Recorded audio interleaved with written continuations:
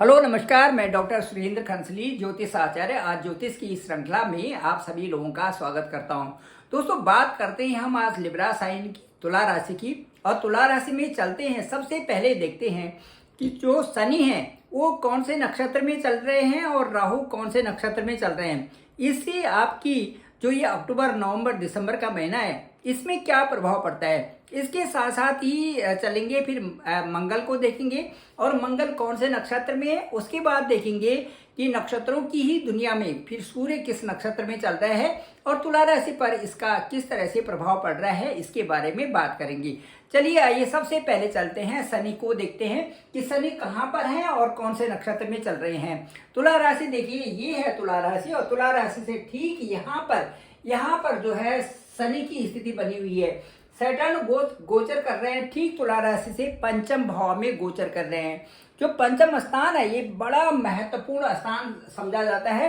ये हमारी एक प्रोग्रेस के लिए सबसे महत्वपूर्ण स्थान है पंचम स्थान।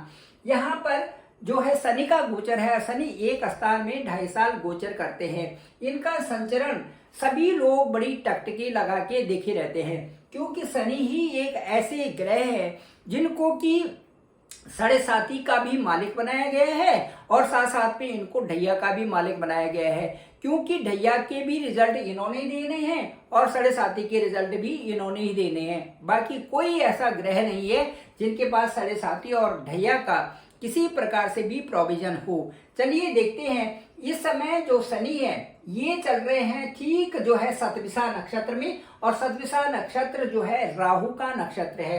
राहु के नक्षत्र में शनि इस समय गमन कर रहे हैं, चल रहे हैं, संचरण कर रहे हैं। अब इसके बाद यदि राहु की बात करें तो राहु देखिए 6ठे स्थान में है। ये हमारा कंपटीशन का भाव है। यहाँ से हम कई प्रकार से उन्नति करने के लिए सोचते हैं। यदि हमारा 6ठा भाव ठीक है तो हम कई तरह से सोचते हैं कि बहुत आगे बढ़ जाते हैं। यदि 6ठा भाव किसी तरह से मैलविक है तो कई प्रकार से कोर्ट केसेस, कई प्रकार से परेशानियां, कई प्रकार से लड़ाई झगड़ा, कई प्रकार से जो है दोस्त दुश्मन बन जाते हैं। इस तरह से ये स्थिति आती है। यहाँ पर राहु बैठे हुए हैं तो आप समझ सकते हैं कि तुला राशि में यहाँ पर जो है 6ठे स्थान में यहाँ पर राहु का जो संचरण है वो अच्छा है या बुरा है, ये अभी आप देखते हैं। अभी देखेंगे यहाँ पर राहु के संचरण से कई प्रकार की परेशानियां कम हो जाती हैं और कई सारी चीजें वहां से पनपती भी हैं। अब चलिए यहाँ पर यदि राहु को हम देखते हैं तो राहु उत्तरा भाद्रपद नक्षत्र में चल रहे हैं। उत्तरा भाद्रपद नक्षत्र में इस समय चल रहे हैं और उत्तरा भाद्रपद जो नक्षत्र है ये शनि का नक्षत्र है। आइए, अभी आपको मैंने बताया था कि जो शनि राहु के नक्षत्र में और राहु शनि के नक्षत्र में चल रहे हैं। तो इस समय कहने का मतलब मेरा ये है कि जो ये पंचम स्थान है और ये 6ठा स्थान है, इन पर पूरा होल्ड हो गया शनि का। इन दोनों पर पूरा होल्ड शनि का हो गया। अब यहाँ से जो भी आपकी प्रोग्रेस बनेगी और यहाँ से जो भी आप करने जा रहे हैं वो सारी चीजें शनि के अपने होल्ड में हो जाएंगी। अब वो किस तरह से क्या प्रभाव पड़ेगा मैं आपको बताता हूं। आपके पास अब चुनाव वाली स्थिति बनती है। आप इस स्थान से देखिए, इस स्थान से यदि आप देखेंगे, यदि आप अपनी केयर नहीं करते हैं, यदि आप अपने जो आपके साथ में जो इंडाइजेशन प्रॉब्लम है, जो आपके फैटी लिवर है, जो आपके पेट से संबंधित जो चीजें हैं, जो आपके गैस्ट्रो से संबंधित चीजें हैं, वो उनको यदि ध्यान नहीं देते तो प्रॉब्लम हो सकती है। लेकिन राहु के यहाँ पर विचरण करने से मुझे लगता है कि आप उन चीजों पर ध्यान दे रहे होंगे। जो आपका फैटी लिवर है, जो आपका इंडाइजेशन से संबंधित प्रॉब्लम है, जो आपकी सुस्ती है, जो आपका पाचन तंत्र है, जो आपका दवाई जो आप ले रहे हैं उनको समुचित मात्रा में किस तरह से लेते हैं, वो आपके लिए बहुत ही महत्वपूर्ण इस समय बन जाता है। जबकि राहु जो है इस समय उत्तरा भाद्रपद नक्षत्र में शनि के नक्षत्र में गोचर कर रहे हैं।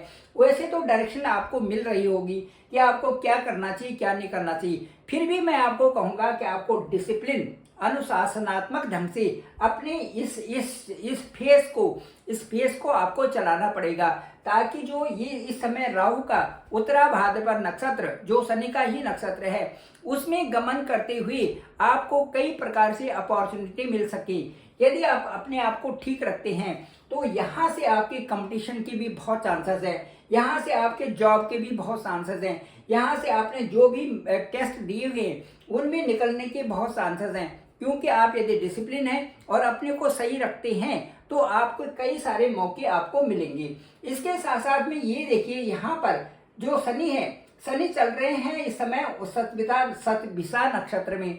शतभिषा नक्षत्र राहु का नक्षत्र है। अब यहाँ पर आपको कई सारे मौके मिल रहे हैं यदि आप लक्ष्य को निर्धारित करके चलते हैं, यदि आप लक्ष्य को निर्धारित करके चलते हैं और अपने बारे में सोचते हैं, अपने स्टैंडर्ड ऑफ लिविंग के बारे में सोचते हैं, अपनी उन्नति के बारे में सोचते हैं, अपने बैंक बैलेंस के बारे में सोचते हैं, अपने स्वास्थ्य के बारे में सोचते हैं, अपने जो है खर्चों के बारे में सोचते हैं, अपने पराक्रम के बारे में सोचते हैं, अपनी लग्जरियस चीज़ों के बारे में सोचते हैं, अपने जो वैवाहिक लाइफ के बारे में सोचते हैं, अपने जो ऐसे ऐसे मौके हैं जो आपको मिलने वाले हैं उनके बारे में सोचते हैं, अपनी जमीन के बारे में सोचते हैं, अपने जो पेरेंटल प्रॉपर्टी उसके बारे में सोचते हैं, अपने भाग्य के बारे में सोचते हैं, अपनी नौकरी और व्यवसाय के बारे में सोचते हैं, अपनी इनकम के बारे में सोचते हैं। इन सब के बारे में यदि आप विवेचना करते हैं तो आप ये समझिए कि ये आपको बहुत अच्छा मौका है, जबकि शनि जो है शतभिषा नक्षत्र में और जो राहु जो है उत्तरा भाद्रपद नक्षत्र में जब गोचर कर रहे हैं तो ये आपके लिए बहुत अच्छा मौका है। और इसे क्लिक करिए, आप डिसिप्लिन होकर के अच्छे कपड़े पहने, अच्छा बॉइल्ड पानी पिए और अपने जो शरीर से संबंधित जो चीज़ें हैं उनको मेंटेन करिए। साथ साथ में आप उन चीज़ों को मेंटेन करिए जो आपके लिए प्रगति के लिए अच्छे होने जा रहे हैं। आपको मैं ये कहता हूँ कि आपके लिए बहुत अच्छा मौका है इस अवस्था में अपने को फिट रखने के लिए। और यदि आप डिसिप्लिन होकर के उन चीज़ों को पालन करते हैं और आगे बढ़ते हैं, तुला राशि इस समय बेस्ट उसके परफॉर्मेंस हो जाएगी। अब चलिए, ये तो शनि और राहु का अपने आपस में था कि कैसे नक्षत्र में चलते हैं, किस तरह से चलते हैं। शनि का पूरा होल्ड और शनि की तरह वहां पर रिजल्ट मिलने वाले हैं, बशर्ते कि आप डिसिप्लिन्ड हैं और अपने आप को संभाले हुए हैं। चलिए अब चलते हैं, सीधे चलते हैं और अब देखते हैं कि जो मार्स है, जो मंगल है, मंगल आपकी जो राशि है उससे ठीक 9 भाव में यहाँ पर गोचर कर रहे हैं। बड़े शुभ परिणाम यहाँ पर आपको मिलने जा रहे हैं, क्योंकि जो मंगल का जो आपके, मैं ये कहूँगा कि 29 अक्टूबर तक ये पुनर्वसु नक्षत्र में यहाँ पर है। पुनर्वसु नक्षत्र जो गुरु का नक्षत्र होता है, गुरु के साथ में मंगल की बहुत अच्छी मित्रता है। पुनर्वसु नक्षत्र में भाग्य स्थान में यहाँ तक 29 अक्टूबर तक आपका बहुत ही खूबसूरत समय यहाँ पर रहेगा। 29 अक्टूबर तक बहुत अच्छा पुनर्वसु के साथ में जो गुरु और मंगल की दोनों की जो युति है ये बहुत ही सुंदर रहेगी। जिस नक्षत्र में इस समय मंगल जा रहे हैं पुनर्वसु नक्षत्र में, वो गुरु का नक्षत्र है। गुरु के नक्षत्र का मतलब है गुरु एक अच्छी सीख देगा, अच्छी तरफ आपको ले जाने की कोशिश करेंगे, अच्छा परिणाम की तरफ आपको ले जाएंगे। कई सारी चीजें ऐसी होंगी जिनके बारे में आप नहीं जानते तो उनके बारे में आपको जागरूक करेंगे। ये जो है मंगल का जो पुनर्वसु नक्षत्र में जाने से आपको बहुत फायदा होगा। अब इस समय जो आप अपने बारे में जान रहे हैं, आप सबको बारे में जान रहे हैं, आपको क्या क्या करना है क्या नहीं करना है, वो सारी चीजें आप समझ रहे हैं। इसके साथ साथ चूंकि मंगल है तो मंगल आपके सुबत्व के लिए कहाँ जाना है, क्या करना है, डिफेंस में जाना है, प्रॉपर्टी खरीदनी है नहीं करनी है, अच्छा व्यवसाय कैसे चलेगा, उद्योग कैसे चलेगा, घर कैसे चलेगा, डिफेंस में जाना है कि नहीं जाना है, ये सारी चीज़ों के बारे में बृहस्पति आपको अच्छी तरह से अवेयर कर देंगे। इसमें कोई भी चिंता की बात नहीं है। ठीक 2.5 महीने तक ये जो अवसर है, इस समय जो अवसर है ये आपके लिए बहुत ही सुंदर है। और मैं कहता हूं कि ये बहुत अच्छा अवसर होगा जब आप अपनी तरक्की के बारे में सोच रहे हैं 29 अक्टूबर तक। अब 29 अक्टूबर के बाद थोड़ी सी स्थिति में काफी यहाँ पर चेंज, काफी भी कह सकते हैं और थोड़ा सा भी कह सकते हैं। वो कैसे? यहाँ पर मंगल ठीक 20 अक्टूबर के बाद जब इधर जाएंगे, 29 अक्टूबर के बाद जब यहाँ जो यहाँ पर चेंज होगा, नक्षत्र चेंज होगा, वो थोड़ा सा दिक्कत वाली स्थिति यहाँ पर बनेगी। वो इसलिए होगा कि जो 29 अक्टूबर के बाद पुष्य नक्षत्र में मंगल का गोचर होगा। पुनर्वसु के बाद पुष्य नक्षत्र में गोचर होगा। पुष्य नक्षत्र जो है शनि का नक्षत्र है। अब शनि और मंगल की अपने आपस में बिल्कुल बनती नहीं, वो तो दोनों के दोनों एक दूसरे के शत्रु है, शनि और मंगल। तो जब पुष्य नक्षत्र में जाएंगे मंगल, तो उस समय कुछ दिक्कतें आ सकती हैं। अब मैं वो कहूंगा कि पुष्य नक्षत्र में जाने पर क्या होगा कि ये शत्रु राशि है, जब मंगल की शत्रु राशि है, शनि जो है शत्रु राशि है, तो आपको क्या नहीं करना है, आप किसी के बीच में न पड़ें, कोई शत्रुता न करें, अपने जो वाणी है उस पर विशेष ध्यान दें कि मैंने कब क्या बोलना है, कब क्या नहीं बोलना है। और किसी के बीच में जैसे दो लोगों का या कहीं पर कोई संवाद हो रहा हो तो बीच में नहीं जाना है। कई प्रकार से कठोरता उसमें आने की संभावना रहती है। सोच समझ के बोले, एक सयाना जो इंसान होता है वो बने। और इसके साथ साथ में वाणी पर आपको कंट्रोल करना है, वाद विवाद में नहीं पड़ना है, बड़ी सावधानी आपने रखनी है। दूसरों के लिए आप बिना बात के पक्ष न लें किसी का भी। और हो सकता है कि जिसके लिए आप पक्ष ले रहे हो वो बड़े सामने से आपको भांप रहे हो और वो पता चल रहा हो कि आपकी कमजोरी का फायदा उठा रहा हो। इसलिए जो है ऐसी स्थिति में आपको नहीं पड़ना है, ना आपको ऐसी उसमें जाना है। पहले आप समझ लें कि मुझे क्या बोलना चाहिए, क्या नहीं बोलना चाहिए, बोलना जरूरी भी है कि नहीं है। इन सब चीजों को ध्यान में आपको रखना पड़ेगा, क्योंकि शनि यहाँ पर मंगल जैसे पुष्य नक्षत्र में जाएंगे वो थोड़ा दिक्कत वाली स्थिति हो जाएगी 29 अक्टूबर के बाद। 29 अक्टूबर के बाद शनि पुष्य नक्षत्र में, ये मंगल जो है पुष्य नक्षत्र में जाएंगे, जो कि शनि का नक्षत्र होगा। वहां पर आपको कुछ ट्रबल हो सकती है। आप किसी के वाद विवाद में या किसी भी प्रकार से इन चीजों में न पड़े तो ज्यादा अच्छा रहेगा। अब चलिए, अब मैं आपको बताता हूं कि ये तो हो गया आपका मंगल का भी हो गया, शनि का भी हो गया, राहु का भी हो गया। अब शुक्र की बात करें तो शुक्र बहुत अच्छे ढंग से यहाँ से इस तरह से गोचर कर रहे हैं। देखिए ये इस तरह से गोचर कर रहे हैं। शुक्र का गोचर बहुत ही सुंदर माना जा रहा है। 2.5 महीने के लिए ये जो 8 नक्षत्रों में यहाँ से यहाँ गोचर करेंगे। और जो ये 2.5 महीनों का जो अवसर है ये बड़े अच्छे हैं। और मैं कहूँगा 2.5 महीने में आप शुक्र से संबंधित जो धन दौलत है और जो प्रॉपर्टी है, व्यवसाय है, इन सारी चीज़ों को आप उनमें देखते रहें कि कौन क्या आपके लिए अच्छा है और क्या आपके लिए गलत है। इन चीज़ों का चयन आपने ही करना है और खुद उसमें चयन करें तो ज़्यादा अच्छा रहेगा।